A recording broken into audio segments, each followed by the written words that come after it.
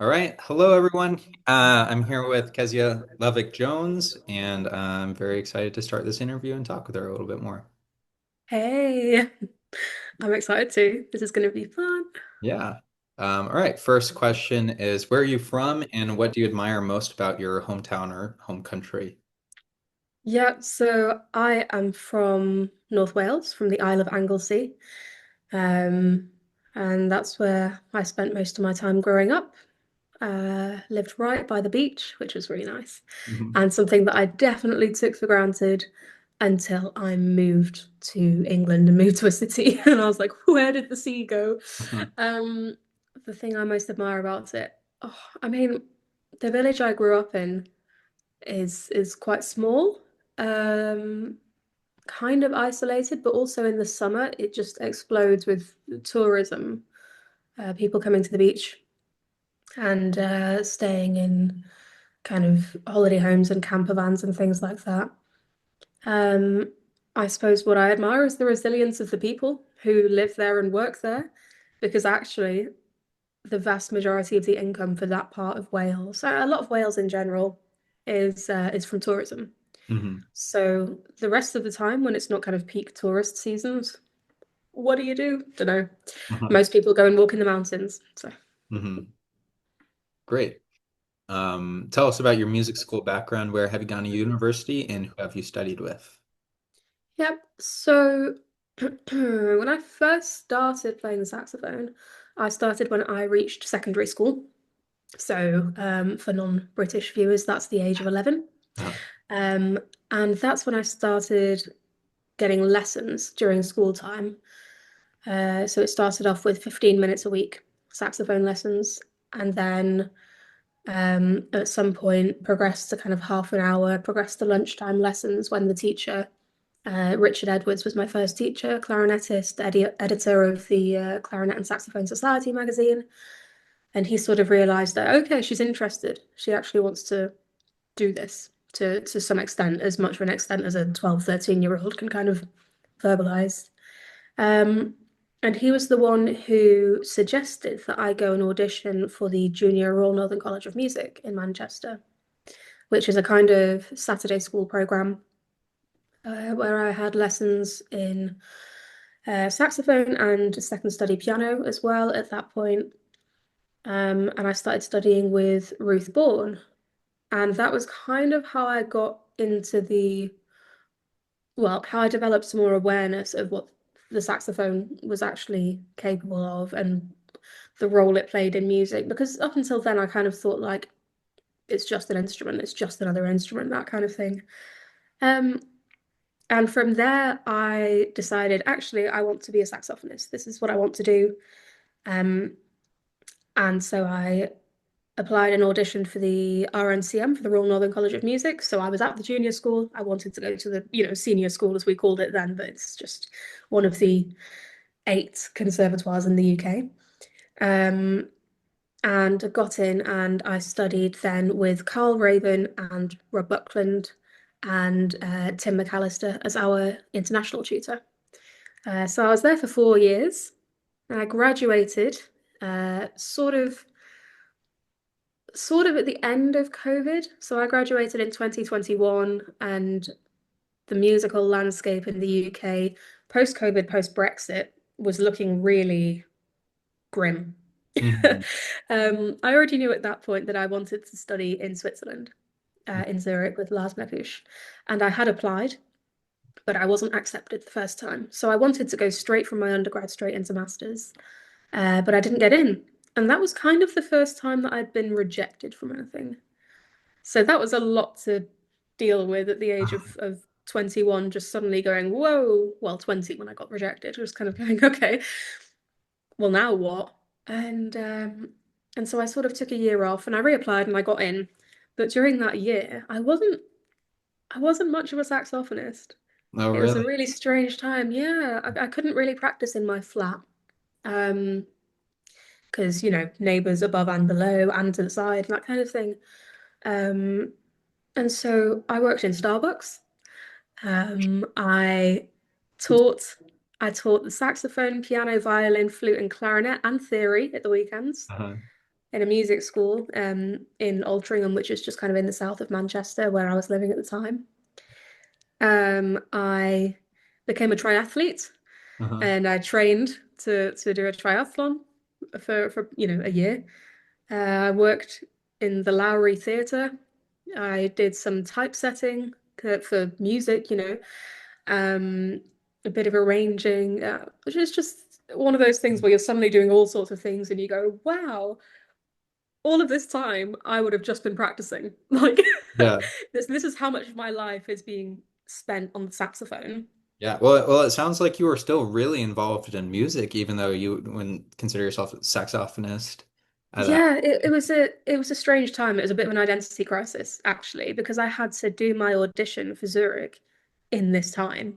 And I had this agreement with Lars, the teacher, that I would just submit my final recital from RNCM Yeah. and that would be okay. And then he said, yeah, all great, all great. Can you just do one thing? Can you just re-record Pulse by Vincent David? And this was like 2 weeks before the deadline. Oof.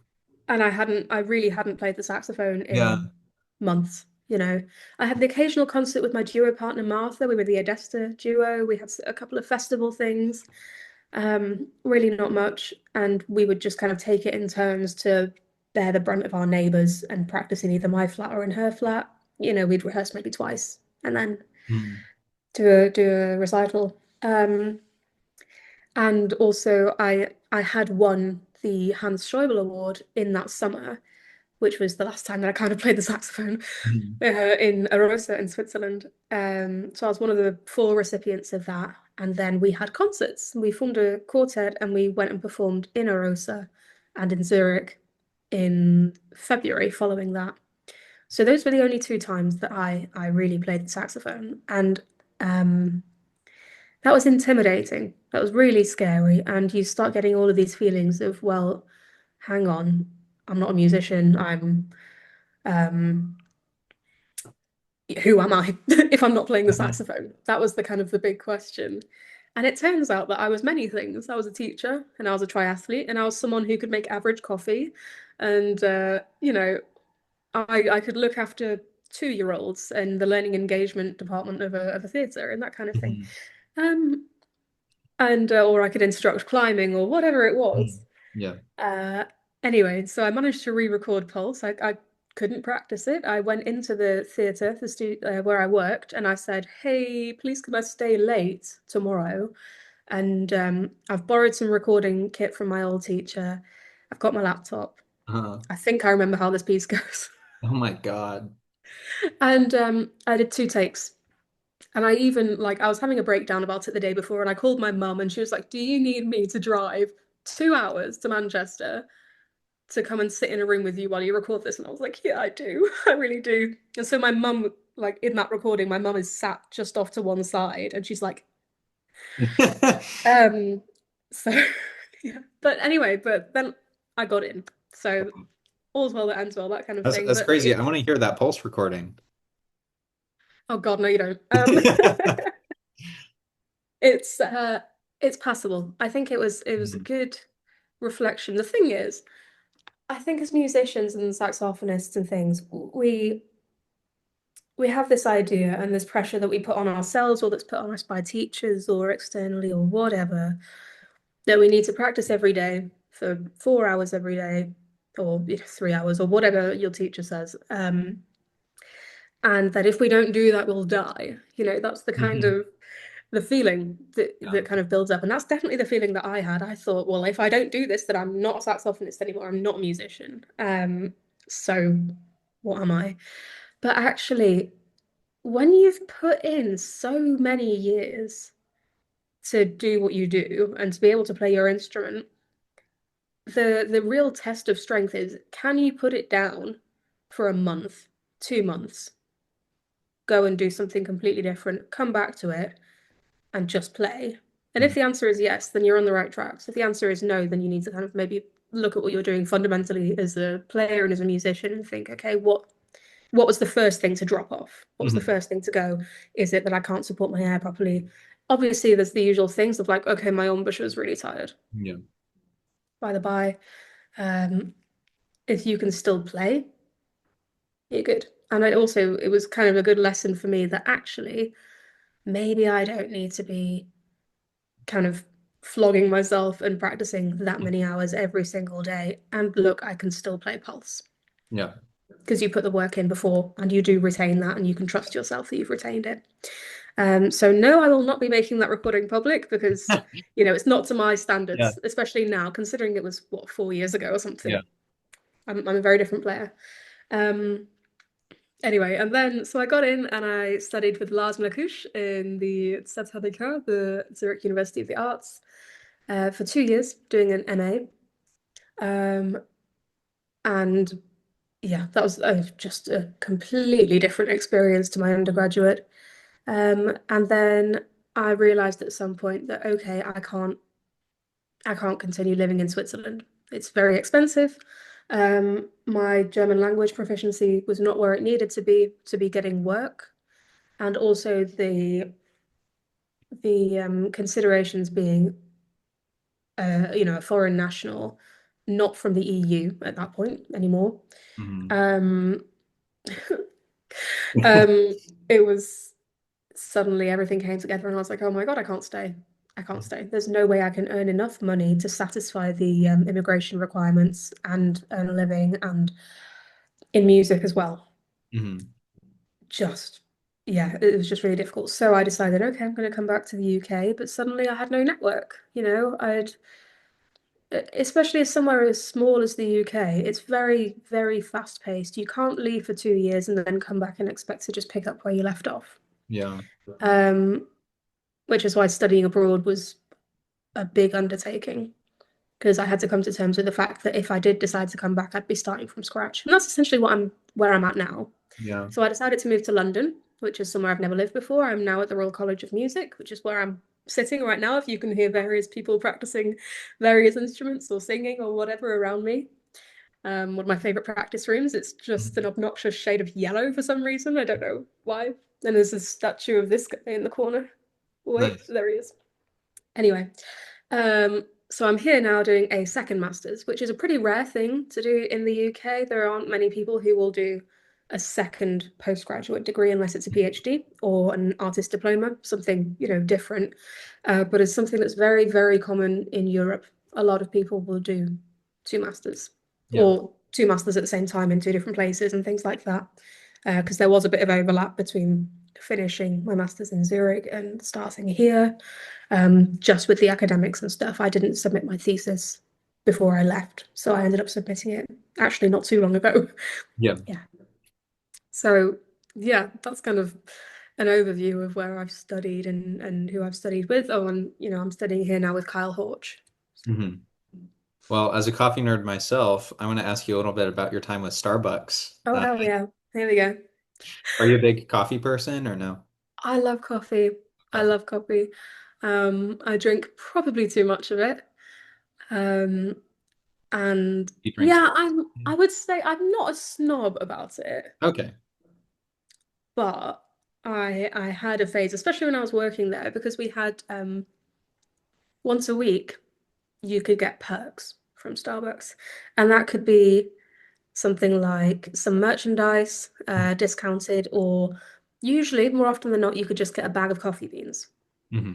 And so I would do that. I would get a bag of coffee beans, and in my flat at the time, at one point, I had a little coffee machine and a tiny little kind of coffee grinder, and just a wall of bags of different coffee beans. Um, and that was the same time that I was training to do a triathlon. So like it really came in Oh. handy. It really worked well, and I was Yeah. going from one job, like doing an 8 hour shift in the morning and then cycling to the next job and doing another 4 hours in the evening. And Yeah. that coffee really, it got me through. Yeah. Yeah. I bet. Nice. So can you tell us about some of your experiences with each of your saxophone professors? What are they like? How was your time? Yeah. Yeah. Um, so I'll go kind of chronologically. I'll start with my undergraduate. So I started studying with Carl Raven in my first year at RNCM. And I kind of feel a little bit sorry for him because I went to RNCM saying I want to study with Rob Buckland. And then in first year, as it was at that time. All the first years studied with Carl, all the second years studied with Rob, and then third and fourth year you could kind of have a bit of a mix. Hmm. You could choose how many hours you wanted with each of them. Um, but I had come to RNCM with this, this idea of Rob's playing and just, everything about it. I thought that is what I want to be able to do that. Um, and so yeah, Carl had to kind of deal with me for a year. That's not to say that I didn't learn from him. I learned so much from him, because he had a really interesting ethos when it came to music generally. And he was the first person to try and get me interested in contemporary music as well. I think up to that point, I'd played some kind of British contemporary music, as in the music, modern music, but not kind of hardcore, nothing serialist, nothing kind of crazy. It was all still in 4/4 and vaguely tonal, that kind of thing. Um, and he said, "Oh, well, why don't you play this piece?" And I was like, "I don't know what that is." It was the Tre Pezzi by Giacinto Scelsi. Um, and I remember getting the music from the library. I was 18, uh, and I knew it was on soprano, and I wanted to play pieces on soprano. So I was like, okay, this is going to be good. And I Hmm. couldn't read it. It was written by hand, and I was like, I'm going to put this back in the library. Um, but he saw quite early on that that was going to be something that I was good at, was doing that kind of more contemporary music. I just wasn't quite ready at the time. I wasn't quite open to it. And then in second year, I started studying with Rob, and um, yeah, I really loved my lessons with him. There was all sorts of things. I mean, it's quite hard to distill 3 years down into kind of his Yeah. what studying with Rob was like. Um, but it was so fascinating to see somebody who operated not just as a classical saxophonist, which he did. He was playing in orchestras and as a soloist, recital soloist, and with his quartet. Um, but also someone who could go and sit in a big band or play as part of a jazz combo in a club, or could produce an album, or Hmm. could write music, or could arrange music, or could conduct, and just be all these things and be a teacher. And that was kind of my first introduction to what a portfolio career was and what a career as a saxophonist reasonably might look like. Because I think a lot of us come into playing the saxophone, or once we're past a certain point and we say, yeah, this is what I want to do with my life. And I remember my mum and my dad asking me, well, what does it mean? They're non-musicians. So they were saying, what does it mean to be a saxophonist? Like, we know what it means to be a violinist. We see them in orchestras. And I started off playing on piano and violin and guitar and all of these things before I started playing the saxophone. Um, and they were like, what does it mean to be a saxophonist? And all I'd been able to really tell them up until that point was, I want to be a soloist. And they were like, where's the money? Yeah. You know, ever the pragmatist. So they were like, where does the money come from for that? Hmm. And I kind of didn't know. I just kind of wanted to do it. I wanted to just play the saxophone, and I didn't really know what a career looked like. I just knew that other people were doing it, so it must be viable. Yeah. So to then kind of be learning with Rob and then seeing that he spent, 2 or 3 days a week teaching and the rest of the time performing in all sorts of various things, or, touring or going abroad and playing and stuff like that. That was really eye-opening. Um, and I went from I want to be a saxophonist to I want to be a musician. Hmm. There was strangely that distinction I hadn't quite appreciated before. Yeah. But that kind of more rounded idea of being a musician and what that actually means. And it means doing something that earns you money and doing projects and things that you love, and sometimes playing as a soloist, and sometimes playing in an orchestra, and sometimes playing in a quartet, and sometimes not doing any of those things, Hmm. um, being open to all of those ideas. So I think that's probably the biggest thing that I took out of that, Hmm. out of my time at RNCM, was you've got to be versatile. You've got to be very good at what you do, but you've got to have the range and the flexibility to diversify and go and stand and play Michael Jackson's music in a session orchestra, Mhm. something like that. Yeah. And then, yeah, my time in Zurich with Lars. So, like I said before, I was interested in contemporary music, but just very intimidated by it. Hadn't really done much. I'd kind of dabbled in sort of American contemporary music. I remember I played Street Legal by Hmm. Roshan Esteri in my final recital, final undergraduate recital. I played Pulse Hmm. in my final undergrad recital as well. I was still kind of afraid of Denisov, wanted to play Albright. Hmm. These things that have become our standard repertoire, but are kind of a little bit less accessible to your general population. And so my view of contemporary music maybe wasn't as wide as it should have been. Wasn't as developed as it should have been. But I knew that I wanted to study with Lars. Hmm. I'd met him when I went to a masterclass in Arosa in 2019. And I remember because I'd been studying with Tim as the international tutor at RNCM at the time. And I'd already been abroad to one masterclass in Germany, in Bad Homburg. That was with Jan Schulz-Bonnet, Arno Bornkamp, and Claude Delong. Hmm. And I wanted to do it again, but I thought I wanted to go to Gap because I knew that's where Vincent David was and Claude again.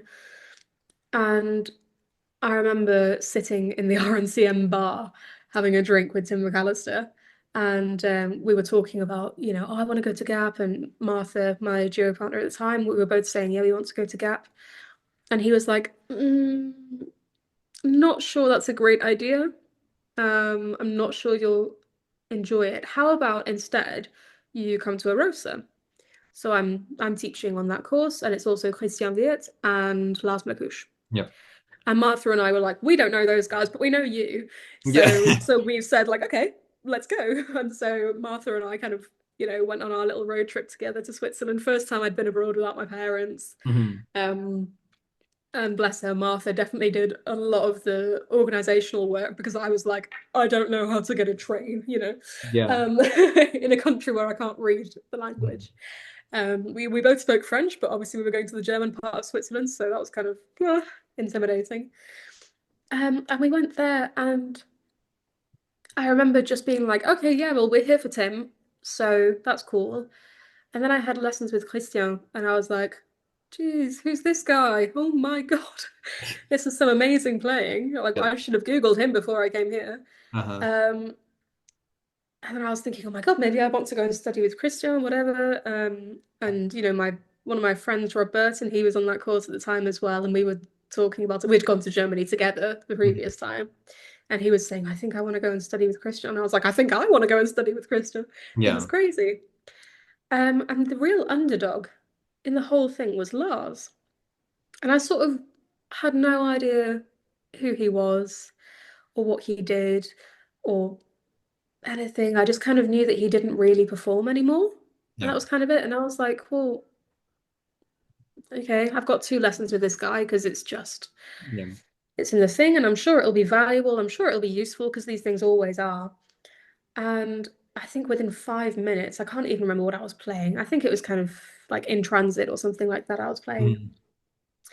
And yeah, within 5 minutes, I was like, okay, this is interesting. And he had such energy, um, and such, yeah, really kind of sparkly and bright teaching style. It was Yeah. just so enthusiastic, not just like overwhelmingly positive, because Yeah. it wasn't, he was like, that wasn't great. Mhm. Um, you know, but just he really, really cared about the music and about everything. And I found that quite powerful. And that's not to say that I hadn't encountered that before. Of course I had, but yeah, it just really kind of it got me thinking, and I was like, okay, this is interesting. And yeah, and that's when I started thinking about studying in Zurich. And it kind of snowballed from there. So that's how come I ended up studying with Lars and studying contemporary music as well, because that's, that's kind of his specialty. And that's not to say that he isn't very good at teaching non-contemporary music or Yeah. standard saxophone repertoire, because he is, of course he is. Um, but to have that insight and to have that kind of a teacher who really, if you had an opinion, if you did something a certain way, it didn't matter what it was, you just had to be able to back it up. Yeah. And as long as you could back it up, good. I could make some decision about articulation or something like that. And he would say, okay, why are you doing that? And if you said, oh, because I like it, he's like, yeah, it's kind of not good enough. It's a valid reason in some contexts, but that's not good enough. Why are you doing that? And I got very used to kind of always having, if I had an opinion, I had to defend it. It had to be really well supported. And I think in general, that just made me think about what I was doing a lot more, um, about every little musical decision I was making. And also sometimes he would say, well, why are you doing this? And I'd say, genuinely, don't know. That is just my default. And he's like, okay, well, that's good to know. And then we'd have a conversation about it. And he'd say, this is what I would do, and this is why. And I kind of came to appreciate having a wider understanding of the music that you're playing, not just like this is when it's written, this is when this composer died, and that stuff's not always relevant. It's important to know, Yeah. but what actually shapes the musical decisions that you make? Why are you doing a RAL there when there isn't one written? Is it just because you heard it on a recording, or is it because you actually like it, or is there something in the music that's telling you, and those kinds of things. So that's what I really took away from my time in Zurich was having not having an opinion is fine. Having an opinion is good. Having a supported, substantiated opinion is the gold standard. Um, and that's what you should strive for. And then now I'm studying here with Kyle, and it's a bit of an interesting one because I'm quite an opinionated musician. Um, I've cultivated these opinions of playing and style and how to do things over time. But I'm still a student, and Yeah. I do my best to be mindful of that as well, that I'm studying with somebody who is just as opinionated. Um, and I think regardless of where you go to study, you should just do everything. Um, your teacher says, I think you should play it like this. You go, yes, sir, okay. And you do it like that. Because once you've left, especially if you're like me and you've studied in three different places with four, five, six, seven different teachers, whatever, um, then you leave and you can play a phrase like Christian Wirtz. You can play your altissimo like Tim McAllister. You can play this big kind of round, beautiful sound like Rob Buckland. You have the finesse of Lars Mlakush when he's playing, Nettie or whatever it is. You can, finesse that kind of thing. And then you have the orchestral background and section playing and musicianship of someone like Kyle Horch. If you can do all of those things, you're suddenly a very versatile musician. And you Mhm. don't have to use all of them. You don't have to use them all at once, but you can. You've got a big toolkit and you have a better understanding of when to use those things. Mhm. I think that is the most beneficial thing about studying with more than one person in more than one country. Um, yeah, sorry, that was a very long-winded answer Yeah, to a very short question. that's great. Thank you. All right, so I want to talk a little bit about your website. So I think the design of your website is really nice and impressive and professional. Thank you.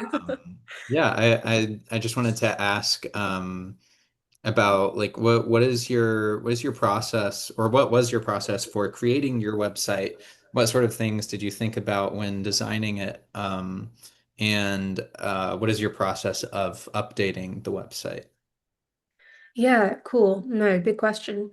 Um, so the reason that I actually have a website isn't because it was something that I spent months and months and months working on or anything like that. Um, I was approached, or I mean, I developed this relationship with Lydie and Jean-Luc, who are the kind of people who run and make the JLV ligatures. Yeah. Because I started playing on JLV ligatures. I bought an alto one in must have been January of this year. Hmm.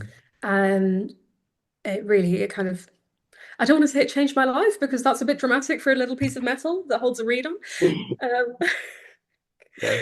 and my life is much more interesting than that, I promise you. I would like you to keep that bit in. My life is Yeah. more interesting than a ligature, but the in terms of the kind of versatility and everything of my playing, it really opened up Hmm. a lot more for me.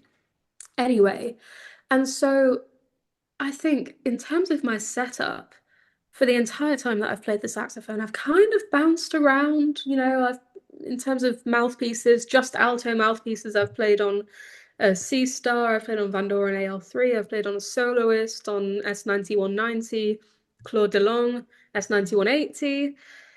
Yeah, Yeah. just kind of always changing, and then the Ishimori ligatures, BG, and Van Doren ligatures, and well, just so many. Silverstein. Yes. And I finally got to a point where I settled. And I was like, this is good. So when I realized that JLV were kind of taking an interest a little bit through social media, getting in touch on Facebook and that kind of thing, I thought, okay, this is something that I'm really happy with. This is the longest I've spent without changing my setup. Hmm. Christ. Um, and I feel really settled with how I'm sounding and how I'm playing for the first time. Um, and so they said, hey, how about you send us your biography, your kind of EPK, your electronic press kit, um, CV, YouTube, any social media, um, and your website. Hmm. And I was like, I don't have any of those things.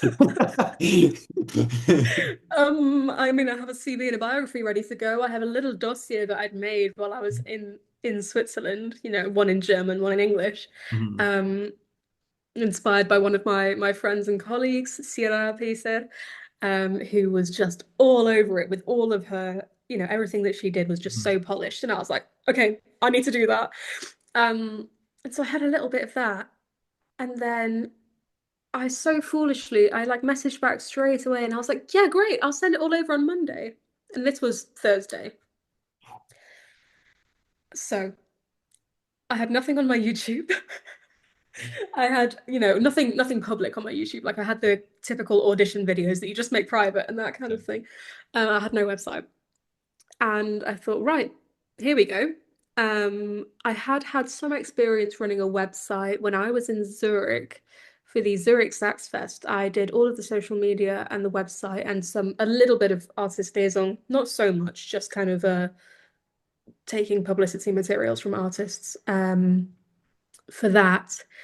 And I got quite used to kind of doing some layout things and stuff on WordPress, but I found it really difficult. I found WordPress so unintuitive, and so complicated. And, it wasn't just me doing it, there was somebody else behind the scenes doing all the coding for it. I was just doing the front end Hmm. of it all. Um, you know, Artist pages and festival programs and stuff like that. Uh, so I'd been seeing all of these adverts for Squarespace, and it seemed to be like the trendy thing. It seemed to be Yeah. quite friendly. And I was like, well, I know how Instagram works, and Hmm. it seems to be catered towards people like me who kind of know their way around social media but don't know how to design a website. And so I bought a domain, made an account, and I put that together in its most basic form in a day and a half. Wow. Nice. Um, and then after doing that, so that was basically, I think I had maybe 3 pages on it. I had um, like a homepage with a bit of contact. I had an about me page and media. Yeah, I had some photos and videos and stuff.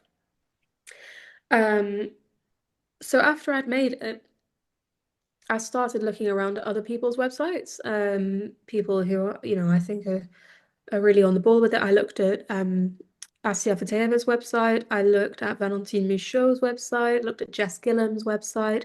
All Mhm. of these people who have quite Jonathan Radford as well, these people who've got some sort of presence um, on the internet. And I was thinking, okay, what do they have that I don't have? And I was just gradually like, okay, they've got projects pages, they've got a repertoire list, they've got whatever. And Mhm. then I gradually started adding to it. So the stage that my website is at now, it's not finished. I still have maybe 3 pages that actually aren't live, Mhm. um, that I'm still working on. Like an events page and things like that, because yeah, Yeah. it takes a lot of time to input all of that information.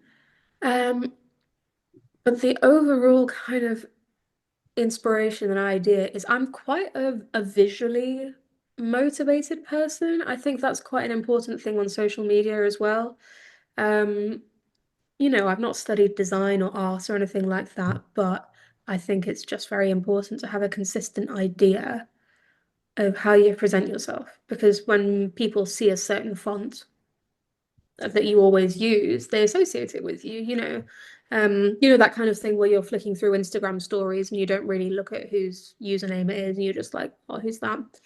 You can kind of tell by how they speak and what font they've used who it is without looking at it first. And obviously a bit of the context of the whatever they've posted.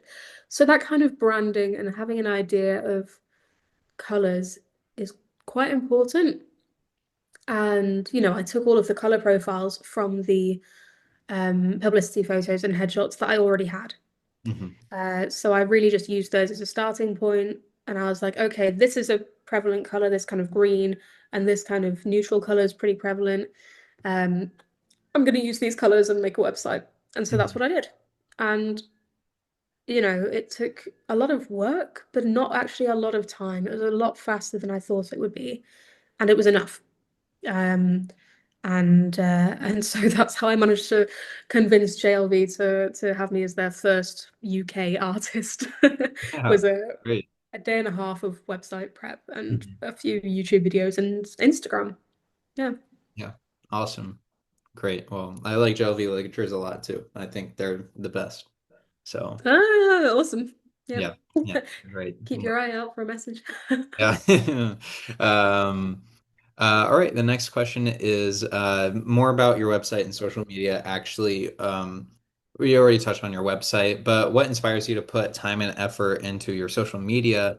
And can you tell us about your relationship with social media and marketing yourself? Kind of related, but yeah. Yeah, I think that's quite an involved one. Um, I remember during my undergrad at RNCM, in our first and second years, we had a module called Artist Development. And as you can imagine, it wasn't well received. You tell a bunch of 18, 19, 20-year-olds who have a place in conservatoire and want to just focus on their playing and performing all the time that actually they should really have a website and social media and all of these things. And everyone goes, oh. And then they make it an assignment. So you have to have an Instagram or you have to have a Yeah. YouTube or whatever, and then you get marked on it. You get assessed on it, how regularly you post and yet the content of your posting and interaction and all these things. And so a lot of people, I had a separate Instagram account that I did for that because I was like, there's no way I'm putting my personal one in for that assessment. And so suddenly everybody had Facebook pages, everybody had Instagram, and everyone was trying to do the thing. Um, and everyone hated it.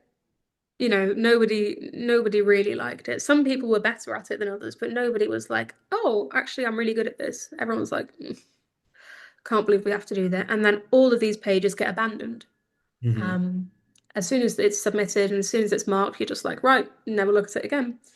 And I kept mine for a little while, a few years, and then I realized I wasn't posting it on it at all or anything like that. And I just kind of directed a load of people who were following it to just go and follow my main one, and then I closed the account. Hmm. Um, but I realized that actually me having Instagram as a person, I am a musician, I am a saxophonist. Um, and a lot of people like to have their personal Instagram and their musical Instagram, whatever, and they usually make their personal one private, things like that. And I realized that actually those two parts of me are inseparable. Hmm. Um, so that's how my Instagram became what it is now.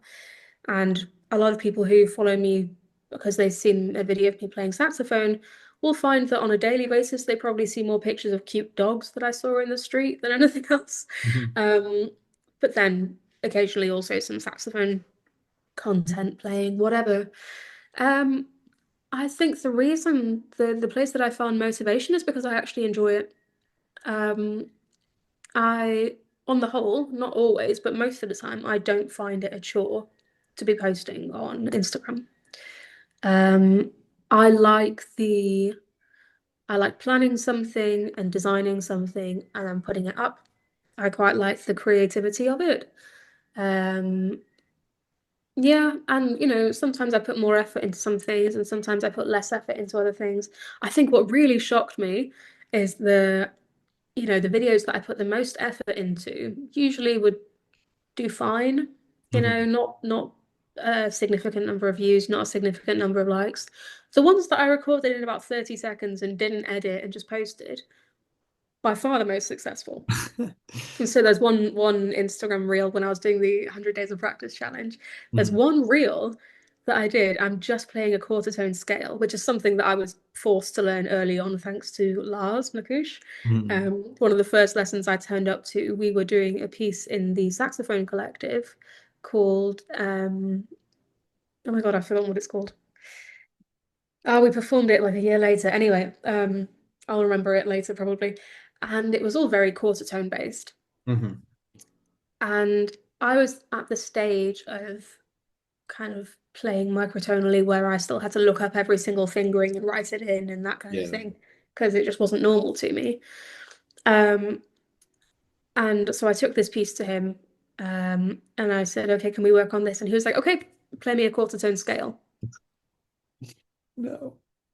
And yeah, exactly. I was just like, and he was like, you can't do it. And I was like, no, Oof. who can do that? And he was like, everybody else in the studio can do that. You need to be able to do that. And I was like, oh, okay. And he said, next week, quarter tone scale. And so I spent a week just practicing quarter tones and trying to learn this quarter tone scale. And I could sort of do it up to a certain point really slowly. And then he was like, okay, in this context, actually, I would use this fingering and all of that. And I was like, okay, okay. And I practiced this for ages, and I used it a lot in context as well because we were playing a lot of microtonal music or 24, Mhm. Um, and that just became a party trick that I could do. I have a G quarter sharp modification on my alto, on Oh, my really? beloved Supreme. Yeah, it has a little extra screw. I can Hmm. show you later. Hmm. Um, which means I can play my G quarter sharps. And um, yeah, and it just became a little thing that I could do. I could do a full quarter tone scale, 2 octaves, whatever. And so I'd already filmed something. I remember, I think I was practicing Creston for a recital. Hmm. I filmed the third movement of the Creston, and I think people quite liked that. But just at the end of that practice session, I filmed a quarter tone scale, just 2 octaves, D to D, Hmm. and posted that the following day, just being like, you know, this is something fun I can do. And it kind of went viral. Uh, And I think at the moment it's got like 130,000 views. oh, wow. And Nice. yeah, and I mean, obviously it's not super viral, it's not like millions of views or anything like that. Hmm. But for me at the time, who had, a couple thousand followers or Hmm. whatever, this was the first real success that I'd seen Yeah. on that. And so that was kind of a lesson. It was like, okay, people respond really well to just short videos. If you try and, go too in depth or make people actually concentrate, it's, I'm sorry to say, but make people work to see something, then it's generally not well received. And so if Hmm. you put a lot of effort into something, that probably means that somebody has to put in effort to watch it as well. And they don't, or they won't rewatch it, or they, yeah, that kind of thing. Hmm. So I think I find motivation because I enjoy doing it. And I actually don't particularly care about the number of views or the number of likes. I like the personal interaction that I get from these videos. If that's someone commenting on it, um, Which is or also the sending me reason messages. I know you is through social Yeah, media. If you hadn't had your social media, I wouldn't have met you and we wouldn't have had this interview. And I wouldn't No, of have a course. Series 3 soprano. And you wouldn't have a Series 3 soprano. Yeah, you Yeah. got influenced. Watch Uh-huh. out. Yeah, I just like the personal connections. I get messages from people every now and then, saying that they saw something or they just want to know. Somebody messaged me this morning and asked what my alto setup is, and I'm like, Mhm. yeah, okay, I can tell you that. That's fine. And then people sometimes will ask me really in-depth questions about music and about Yeah. saxophone and life and stuff like that. And that's where I'm really interested in talking about and sharing with people. And I think that without doing that silly kind of challenge thing on Instagram, I Mhm. wouldn't have that. I wouldn't have that connection with people. So that's what motivates me to do it, is I just like people. I like talking to people. I like being able to share what I know and then learn from other people as well when it comes to our kind of crazy instrument. Um, and that's what motivates me to keep doing it. I won't lie. Uh, Especially during that 100 days of practice, there were definitely times where I felt overwhelmed by it. This kind of need to post every day, to have every practice session that I did be good enough. Yeah, and Good have enough. something to like perform for an audience is like Yeah, having that every day. Like I can't yeah. imagine having something to share with the world every No, day. no. And I mean, it did get too stressful at one point when I was preparing for my end of year recital. And I did kind of stop it for nearly 2 weeks at that point. Because I was like, you know what? I've gone too far down the rabbit hole now where I'm going into a practice session and the main thought in my mind is, what am I going to record? Yeah. And doing something 40 times, 50 times, 60 times and videoing it every time to get one that I was like, okay, this is good enough. This is good enough. People aren't going to judge me too hard if I post this. This is close enough to perfect. And as most musicians are, we're all perfectionists to a degree. And I realized like, oh, whoa, okay, this is so far from what I wanted. When I started off, I had, people were viewing it. I'd maybe get 1,000 views on a video, if Mhm. that. By the end of it, I was regularly getting over 20, 30, 40,000 views. And I suddenly felt like I had much more of a duty to be polished and perfect all the time.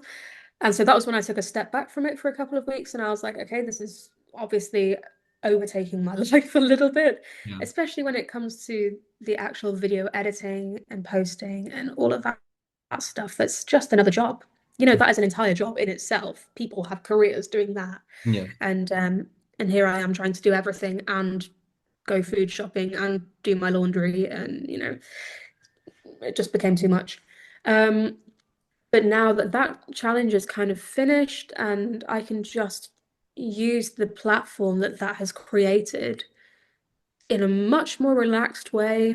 I don't post too often. Sometimes I just post little videos from concerts that I've played. Um, and I can work a little bit harder on a video, like I did one recently. Um, so played Bolero a couple of weeks ago, and it was filmed by the college and filmed really well. And so I took just a clip of my solo from that and did one of those little score following Mhm. videos, the scrolling score thing, which I had never figured out how to do before. And I thought, you know what, I'm just going to research this. I'm going to try and figure out how to do this and how to actually use Final Cut Pro and things like that. Um, and so I find it quite fun. Yeah. Mhm. Basically, I think that's what I was saying in a really long-winded way Yeah, is yeah, I do it because I actually enjoy it and I enjoy the creative side of it and I enjoy talking to people and I don't feel it's a chore. I think a lot of people come to social media now having realized how important it is for musicians, for networking. And it's not important for all musicians, but for some, saxophone probably more than a lot of yeah. other Yes. instruments where we don't have those networking opportunities. We don't have orchestral auditions, we don't have the same profile of work that Mhm. other instruments can and do have. Um, what we have is a very online community, I think. And I think we can use that to our advantage as long as you don't feel like you have to do it. Yeah. I think that's the important thing. Some people come to it and they feel it's a chore and they feel that unless they do that, they're not going to have a career. That is totally not the case. But I think it depends on what kind of career you want to have. And I very much enjoy teaching. And so kind of doing that has led me to have a bit of a wider teaching practice than I had before. Yeah, I'm definitely one of those chore type people, which is funny because this whole interview, it's for a social media project that I have to do for my school, similar to what Ah, you guys had to right. do. And I was really excited for the social media project because I wanted to develop my social media a little bit. Um, Now, I always try to get off social media because I think all of us have a little bit too much screen time in our lives sometimes. But Yeah, for I've sure. also wanted to be really involved on social media, like you said, to market myself a little bit more, and I am finding it a little bit of a chore. So I really want to do it, but also it is a lot of work. Like just editing my video with Salvatore, I probably spent like 3 hours just like cutting the video, and it'll probably be the same for this video as well. Sure. Just editing stuff. So it is a lot of work. Um, and this is only like long form stuff every once in a while. I haven't even started to like post on Instagram yet, Yeah. really. So it's cool that you really enjoy doing it. And yeah, thanks for telling about that. All right, next question is, how would you describe your relationship with music and being a musician? Yeah. I mean, I touched on it a little bit when I was talking about my kind of gap year, my Yeah. unwanted year out Yeah. of education. Um, I think generally people can get a bit stuck in what they do. Mhm. And, you know, what does it mean to be a musician? I think a lot of people don't necessarily have an idea of that, what it means to them to be a musician, what it means to them to be a saxophonist or whatever. Um, and that can be really difficult when things start to get tough, when you're preparing for recitals, when you're preparing for competitions. If you don't have a really strong idea of why you're doing something, that it doesn't make anything easier. I can tell you that. Um, And so I think it's really important to have an idea of who you are outside of music, away from the instrument, as well as with the instrument. Because so much of our identity is tied up in what we do and how we perform and how successful we are in any given concert, recital, audition, competition, whatever.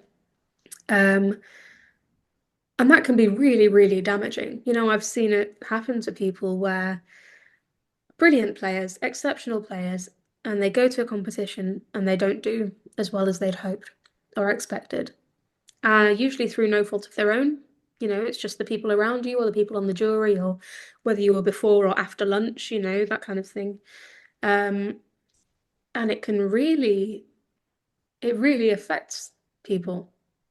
That kind of having to confront failure. And that was something that I learned when I didn't get into the Zurich University of the Arts the first time round. Was that kind of who am I? And I spent many hours phone calls with various people being like, I don't know who I am as a person if I'm not playing the saxophone. Mhm. And everyone was like, girl, get a grip, get a life, go figure it out. And that's what I ended up doing. And so I realized that I was someone who could paint and draw and run and swim and cycle and climb and make mediocre coffee and look after kids and teach people. That I had a voice that was worth hearing. Um, and I didn't need to be holding a saxophone for that to matter. I think also a lot of people can get a little bit pigeonholed, a little bit locked in with classical saxophone. Um, and this is probably where I was when I was sort of finishing my undergraduate. I was a classical saxophonist. That one thing was what I was. That was the one thing I wanted to be. I'm not a jazz saxophonist. I can play pop stuff, but I'm not a pop saxophonist. I sort of really. railed against that notion that I had to do jazz, had to do classical. Um, and then after a year of kind of reflection, I went to Zurich and I became a jazz saxophonist. I started properly learning jazz alongside all of the classical and contemporary things.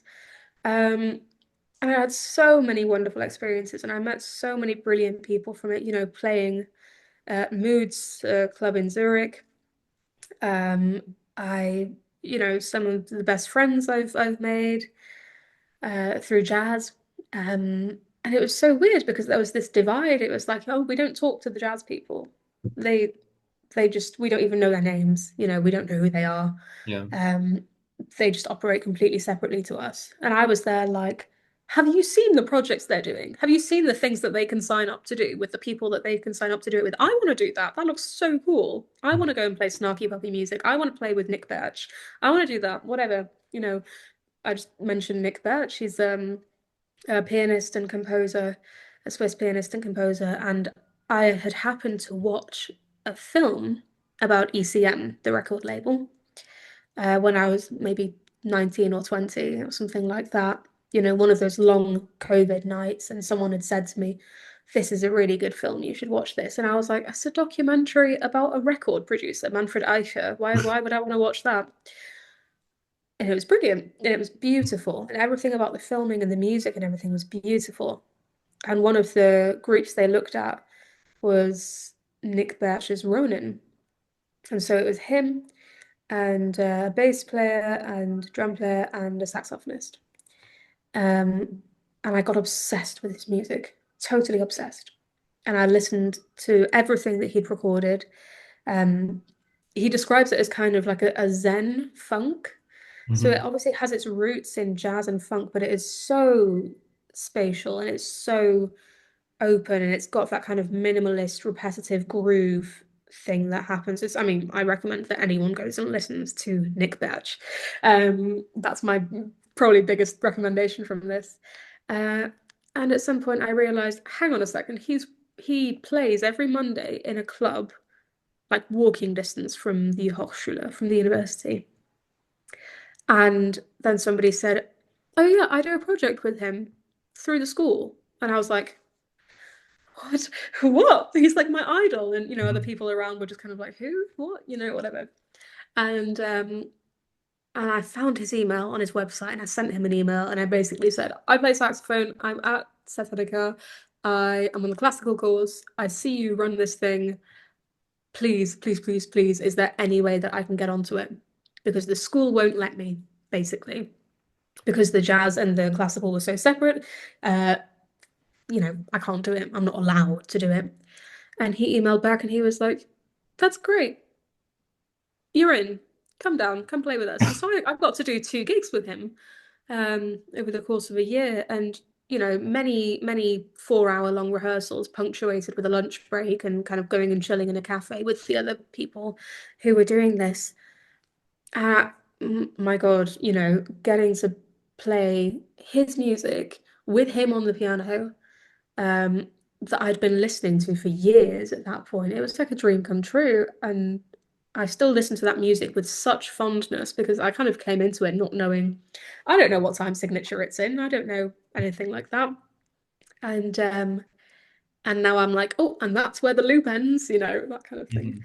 But I sort of I had to do a jazz exam because I'd chosen to do jazz saxophone as a kind of second study minor type thing. Um, and it went really well, because I really, really cared about it. And I realized that for the last however many years since I probably started, the majority of my listening on a daily basis, sitting on the train, the tube, the bus, the tram, walking, was jazz. In one form or another, it was jazz. And that was massively influenced by my first kind of university teacher, Rob Buckland, who had recommended a load of albums to me when I first started there. And I was like, what music do you listen to? What kind of thing should I be taking influence from? Fully expecting a list of classical saxophonists, like go and listen to this album by Claude Denon, go and listen to this Eugene Rousseau recording or anything like that. And it wasn't. It was um it was Earth, Wind and Fire, it was Pat Metheny, it was Julian Arguelles, it was, just all of these people that I was like, okay, that's cool. I didn't expect that. And it fundamentally changed who I am as a musician to hear all of that stuff. And then to finally build the confidence to also play it and be able to improvise and be able to do those kinds of things and play that music that I loved listening to so much. Um, Genuinely cannot remember what the question you asked me is now. It was how would you describe your relationship with music and being a musician? Oh, yeah, Christ. Yeah. Yeah.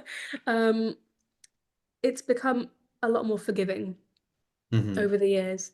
I think I was being gentle with myself as a person, as a musician, was something that it took me a very long time to learn. And I'm still Yeah. not great at it, not all Yeah. the time. I'm still at risk of over practicing and doing too much and stressing too much and all of these things. But I know fundamentally that it comes from a place of caring a lot about what I put out into the world and how I use the musical voice and experiences that I have and life experiences as well. How can I use it um, to be a musician? Um, so I think I've over the years, it's taken some time, it's still ongoing. I'm finding a more synergistic and balanced relationship with myself and my playing and being a musician. I think it's not something that is that comes naturally. It's not a normal thing. If you're standing up in a masterclass or on stage or something and you're putting all of yourself out there for people to listen to and to judge, or that's what it feels like at least. It's like everyone's judging me, everyone's listening, and especially if you're playing to a room full of saxophonists in a masterclass or in your Mhm. studio class, that kind of thing. That is an artificial environment. Um, and it's intimidating and it's terrifying. And if anyone gives you any feedback, it can be really, really hard to separate that from criticism of yourself. Criticism of your performance, that's completely separate. That's not you. It was you at some point, Mhm. but it's not you, not fundamentally you. And I think I did a masterclass before I started studying at RNCM with Rob Buckland. And I remember playing and just being really dissatisfied with what I'd just done. And um, and he was giving me feedback, and I just remember this kind of sinking feeling because all I had wanted to do was impress everybody in that room. That was the motivation that I came into that performance with. I'm going to stand up in this masterclass, and everyone's going to be intimidated by how good I am. That's what I thought as a 17-year-old. Yeah, totally unrealistic and not a good motivation at all. And thankfully, that's something I've since grown out of. It is quite a juvenile way of thinking, unfortunately, and it is something you have to learn. And as I was receiving feedback, which to me felt like criticism, it felt like, Mhm. there's the knife and we twist the knife and you were out of tune and you missed that. And it's like, oh, everything about my being was being criticized and I was bad. I was bad. Not my Mhm. playing, not my performance, me. Mhm. Um, and I think Rob kind of sensed this at some point and he was like, okay, what you have to do when you walk on stage, that's no longer Kezia. That's you walk on stage and you are an actor. You are inhabiting a role. Everything that is you that you've put into that performance, you transfer that onto somebody else and you go out there and you act and you do that and you finish playing and you bow. And then as you walk off stage, you step back into yourself. Any Mhm. criticism that performance receives, well, that's just acting. That wasn't you. That was an actor. Yeah. That's a separate person. And at first I was like, well, that's stupid because it's obviously me. I'm still standing here with a saxophone in my hand. What Uh, you want about? I didn't say that. I was like, mm-hmm. um, but more and more, that's something that I've come to really appreciate. And I'm glad he said that to me at that age. Because it still took me 4 more years to get that into my head.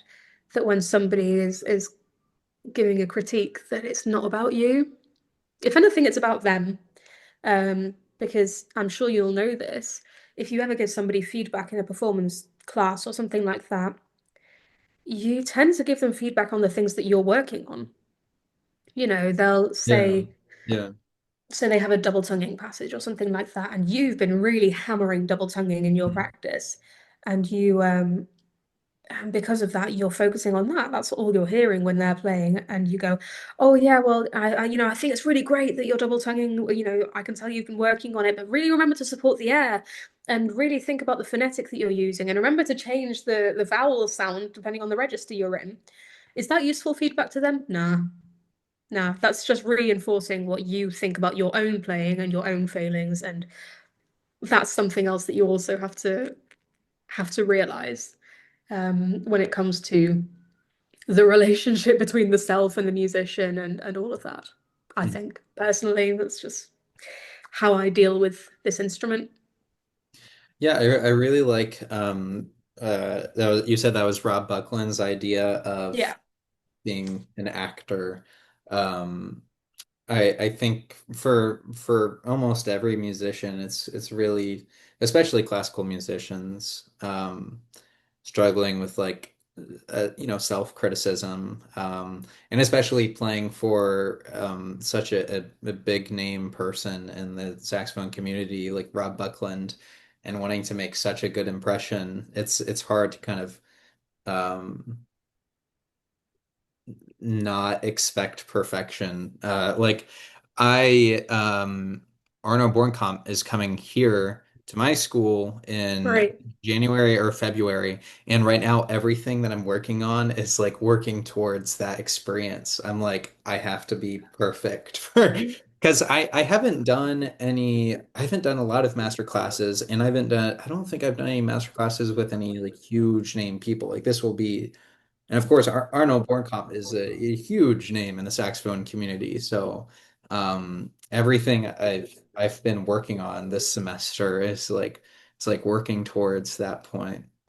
So I really feel that, and I'll have to keep in mind the whole actor persona thing once I get on stage for that, because that's going to be a heck of an experience.